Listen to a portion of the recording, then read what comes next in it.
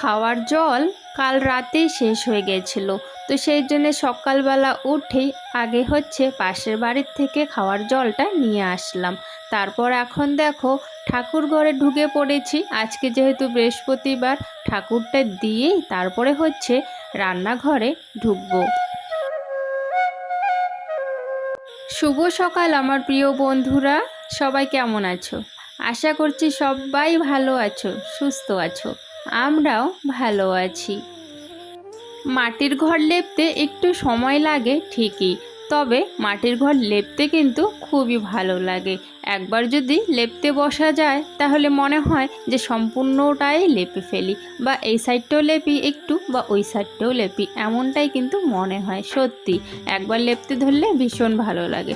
তো যাই হোক, ওইদিকে দেখো ঘরটা সম্পূর্ণ লেপে তারপরে আমি ঠাকুরও দিয়ে দিয়েছি। আর রান্নাবান্না কিন্তু হয়ে গেছে, খুব তাড়াতাড়ি দ্রুতর মধ্যে আমি রান্নাবান্নাটা করেছি। কেন বলো তো? এই যে ছেলে আর মেয়ে স্কুলে যাবে, সেই জন্য কিন্তু খুব দ্রুত গতিতে আমি রান্নাবান্না করে নিয়েছি। আর এখন হচ্ছে ছেলে খাবে, সেই জন্য ছেলেকে এখন ভাত দিয়ে দিচ্ছি। আর বেশি কিছু রান্না করতে পারিনি সকালবেলা, শুধু রান্না করেছি মাসকলার ডাল, আর হচ্ছে তোমার কাঁকরোল ছিল অনেক কয়টা, নষ্ট হয়ে যাচ্ছিলো। তো নষ্ট হওয়ার আগে সেগুলো আমি সবগুলো কেটে নিয়েছি, একটু ভাজা ভাজা করেছি। তো ভাজা আর হচ্ছে তোমার ডাল, তো সেগুলো দিয়েই হচ্ছে সকালবেলার খাবার। এইদিকে দেখো দুজনই রেডি হয়ে পড়েছে স্কুল যাওয়ার জন্য। দুজনকে আমি খাবারটাও দিয়ে দিয়েছি। মেয়েটাকে একটু মেখে দিচ্ছি, কারণ হচ্ছে ও ঠিক করে মেখে খায় না, সেই জন্য। আর ছেলে তো এখন বড়ই হয়ে গেছে, ছেলে এখন একাই একাই নিজে হাতে কিন্তু মেখে খুব সুন্দর করে খেয়ে নেয়। আর এদিকে দেখো আমাদের কি অবস্থা হয়েছে। গাড়িটা কালকে কিন্তু বেশ ভালোই ছিল, আজকে হঠাৎ করে গাড়ি স্টার্টই নিচ্ছে না। তারপর আমি এইভাবে ধাক্কা দিয়ে দিয়ে গাড়িটাকে একটু রাস্তায় বের করে দিলাম, তারপরে গিয়ে গাড়িটা স্টার্ট হলো। আর তাও আরও একটুখানি গিয়ে আমি আটকে পড়েছিলাম, সেটাকে আর কি ঠেলতেই পারছিলাম না। ছেলে গিয়ে একটু আমার সাহায্য করলো, তখন গিয়ে দুজনে মিলে রাস্তায় গাড়িটা একটু তুললাম। তো যাই হোক, সবাই এখন চলে গেছে তিনজনই, আর আমি এখন চলে আসলাম হচ্ছে গ্যাসে একটু দুধ আছে, দুধটা গরম করে নেব। তোমাদেরকে তো আমি বলেছি যে পাশের বাড়ির থেকে 1 পোয়া করে দুধ নেওয়া হয় পিতম আর পিতির জন্যে একটুখানি করি। তো সেই দুধটাই আর কি এখন গরম করছি, রাতে দেবো আর কি খেতে, বা সন্ধ্যার সময় টিফিনের টাইমে খেয়ে নেবে। দেখো এখন থেকেই জল ভরা শুরু হয়ে গেছে। এখান থেকে হচ্ছে শাক নিয়ে গেছিলো সেদিন প্রীতমের বাবা। আর এখন থেকে ওই যে দোলাগুলো ভরা শুরু হয়ে গেছে, কিছুদিন পর রাস্তা সহকারে একদম পুরো ভরে যাবে এই রাস্তাটা। মানে এই রাস্তা দিয়ে তখন যাওয়াই যায় না, এমন অবস্থা হয়ে যায়। আমি এখন যাচ্ছি একজনের বাড়িতে, সেই জন্য একটু আর কি রাস্তাটাও তুলে নিলাম, তোমাদের সাথে একটু শেয়ার করলাম। তোমরা অনেকেই হচ্ছে আমাদের আশেপাশটা দেখতে চাও, তো আজকে যেহেতু বের হলাম তো তাই তোমাদের সাথে একটু শেয়ার করে নিচ্ছি।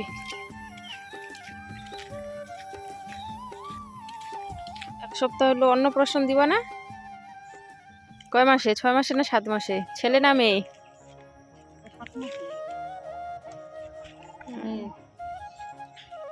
একটাই হয়েছে না? চলো, এই সাইডটা ভরে গেছে গো পুরা, আর কিছুদিন পরে দিকে আসাই যাবে না।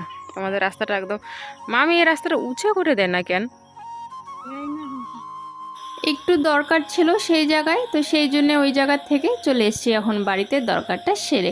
আর দেখো বাড়িতে অনেক কাজ ছিল, তাও আমি গেছিলাম একটু, খুবই দরকার ছিল সেই জন্যেই। তো যাই হোক, এখন বাড়িতে এসে কাজে লেগে পড়েছি।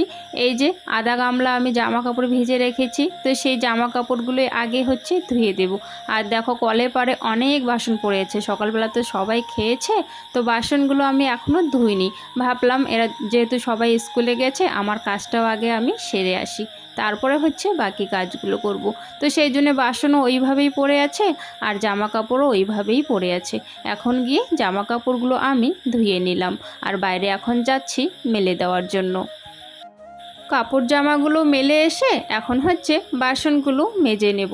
তো বাসনগুলো মাজতে মাজতেই তোমাদের সুন্দর সুন্দর কমেন্টের উত্তরগুলো দিয়ে ফেলি। সালমা জাহান বলেছ, দিদি ভাই আমার ছেলে দুটোর নাম নিও তোমার ব্লগে, ছামি ও সাকিব। তো এই যে দিদি ভাই নিয়ে নিয়েছি তোমার ছেলের নাম। থ্যাংক ইউ সো মাচ গো কমেন্ট করার জন্য। আর হ্যাঁ বন্ধুরা, সবাইকে ধন্যবাদ যারা আমাকে প্রচুর প্রচুর পরিমাণে ভালোবাসা দিচ্ছ। আর যারা নতুন বন্ধু হয়ে এখন আমার ব্লগটা দেখছো তাদেরকেও অসংখ্য অসংখ্য ধন্যবাদ। আর যারা আগের থেকেই আমার ব্লগ দেখো, আমাকে অনেক ভালোবাসা দিয়েছো, তাদেরকেও অসংখ্য অসংখ্য ধন্যবাদ বন্ধুরা।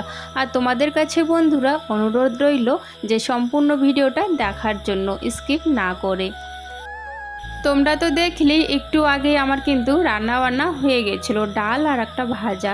তারপরে হচ্ছে প্রীতমের বাবা যখন দুজনকে স্কুলে ছাড়তে যায়, তো আসার পথে হচ্ছে নিয়ে আসে একটুখানি মাংস। তো সেটাই আমি বসে বসে এখন রান্না করে নিলাম।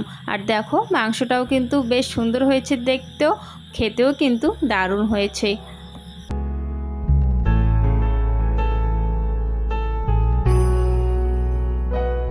আসলে তুই বাবা জানতে গেছে কি জ্বালা। এদিকে হচ্ছে ওর বাবা আনতে গেছে ওকে, আর এদিকে ও একা একা চলে এসছে বাড়িতে। প্রীতমও আছে মনে হয় স্কুলেই। আমরা দুজন খেয়ে নিয়েছি, প্রীতম আর প্রীতি ওরা দুজন খায়নি, যেহেতু স্কুলে ছিল। ভাবলাম যে আমরা দুজন আগে খেয়ে নেই, দেরি আছে, 3:30টার দিকে ছুটি দেয়। আর খাওয়া দাওয়া করে একটু পর হচ্ছে ওর বাবা ওকে আনতে গেল, আর ও বাড়িতে এসে হাজির। এ মনে হয় এদিকে এসছে, ওর বাবা ওদিকে গেছে। এখন ফোন করে বলতে হবে। সকালবেলা যখন জামা কাপড়গুলো ধুয়ে দিয়েছিলাম না, তখন কিন্তু অতটাও রোদ ছিল না। তবে দেখি সারা দিনের মানে হাওয়া বাতাস একটু হালকা ফালকা রোদে আর কি শুকিয়ে গেছে সমস্ত জামা কাপড়। তো হচ্ছে এখন বিকেল টাইম এটা, আর জামা কাপড়গুলো আমি বাইরে এসে তুলে নিচ্ছি। আর দেখো এটা হচ্ছে পুকুর, কি সুন্দর লাগছে না পুকুরটা? এটা কিন্তু আমাদের নয়, এটা হচ্ছে ওই যে দেখা যাচ্ছে পাশের বাড়ি, সেই পাশের বাড়ির পুকুর। বেশ সুন্দর লাগছে পুকুরটা দেখতে। আর হচ্ছে পুকুরের পাশেই কিন্তু হচ্ছে বাঁশের তারটা, যেখানে আমি জামা কাপড় মেলি। তো যাই হোক, ওইদিকে জামা কাপড়গুলো এনে এদিকে হচ্ছে তোমার সন্ধে এখনও হয়নি ঠিক মতো, বিকেল বিকেল টাইম আর কি। তো এখন হচ্ছে প্রীতমেরা খাবে কিছু বলছিল, তো দুধ তো একটু আছেই, সাথে ওর বাবা একটু মুড়িও নিয়ে এসেছিলো বিকেলবেলা। তাই জন্য কয়েকটা আমও ছিল ঘরে আগের থেকেই, তো আম কটা কেটে দিলাম আর মুড়ি দুধ দিয়ে হচ্ছে ওদেরকে খেতে দিয়ে দিলাম।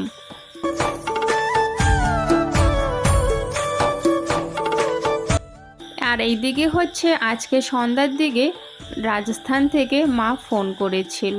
তো আমার ব্লগ তো অনেকেই দেখে, তো ওদের কাছেই আর কি মা শুনেছে, মানে আমি যে ডাক্তার দেখিয়েছি আলট্রাসোনোগ্রাফি, যে আমার যে এটা ধরা পড়েছে আর কি সিস্টটা, তো মা তো জানতো না, আমি না বলিনি মাকে। তো আমার ব্লগ যেহেতু অনেকে দেখে, তো ওদের কাছ থেকে মা জানতে পারে। তারপর হচ্ছে সন্ধ্যার দিকে ফোন করে আমাকে জিজ্ঞেস করছিল যে কি হয়েছে। তারপর আমি বললাম মাকে যে আমার এই হয়েছে আর কি সমস্যা। তো যাই হোক, কালকে হচ্ছে আবারও ওষুধ আনতে যাব আমি, ডাক্তার দেখিয়ে দেখি কি বলে। তো সেটাই আর কি মার সাথে অনেকক্ষণ ধরে গল্প করলাম আর কি, কথা বললাম। তো মা বলল ঠিক আছে, চিন্তা করিস না, ওষুধ খেয়ে ঠিক হয়ে যাবে। তো যাই হোক, দেখি এটাই ভগবানের কাছে প্রার্থনা করছি দিনরাত, যাতে আমার ওষুধ খেয়ে সমস্তটা ঠিক হয়ে যায়। আর জানো তো বন্ধুরা, সত্যি কোনো দিনও ভাবিনি যে আমার কপালে এই দিনটাও আসবে, এই দিনটাও আমাকে দেখতে হবে। সত্যি কোনো দিনও ভাবিনি। এই যে এত ডাক্তারের ওখানে যাওয়া আসা, এই যে প্রথমবার আমি করছি সত্যি। আর এখন দেখো সন্ধ্যার দিকে জামা কাপড়গুলো আমি ভাঁজ করে, ওই যে কালকে যে যাব ডাক্তারের ওখানে, তো সেই জন্যে হচ্ছে আগের থেকে রিপোর্টগুলো আরও হচ্ছে কিছু কাগজপত্র আছে, সব কিছু এখন হচ্ছে আমার ব্যাগের মধ্যে আমি গুছিয়ে রাখবো। কালকে তো জানি সকালবেলা খুব তাড়াহুড়ো লাগবে, রান্নাবান্না করতে হবে, বাচ্চাকে স্কুলে পাঠাতে হবে। তো কালকে সকালবেলা সেরকম টাইম পাবো না, তো রাতেই সব কিছু গুছিয়ে রাখবো। তো যাই হোক, এই রোগটা হওয়াতে এখন ডাক্তারের কাছে তো দৌড়োদৌড়ি করতে হবে। তবে স্বপ্নেও কোনোদিন ভাবিনি যে এতটাও ডাক্তারের কাছে দৌড়োদৌড়ি আমার করতে হবে। আমার কপালে যে এটাও লেখা ছিল সেটা কোনোদিনও ভাবিনি। তো যাই হোক বন্ধুরা, আজকের ব্লগটা আমি এখানেই শেষ করছি। দেখা হচ্ছে আগামীকাল নতুন একটা ব্লগের সাথে। সবাই ভালো থেকো, সুস্থ থাকো। আর হ্যাঁ বন্ধুরা, তোমাদের ভালোবাসা প্রচুর প্রচুরভাবে আমাকে দিও। আর আমিও মন থেকে তোমাদের ভালোবাসা নেব, আর মন থেকে আমার ভালোবাসাও তোমরা নিও। সত্যি গো। তোমরা সবাই খুব ভালো, যারা আমাকে এতটা সাপোর্ট করছো, এতটা ভালোবাসা দিচ্ছ। অনেকে হচ্ছে মেসেজ করেও জিজ্ঞাসা করছো, অনেকে আবার হচ্ছে কল করেও কিন্তু আমার সঙ্গে কথা বলছো। তো আমি খুব খুব খুশি এতে। তো যাই হোক বন্ধুরা, সবাইকে গুড নাইট, ভালো থেকো, সবাই সুস্থ থেকো।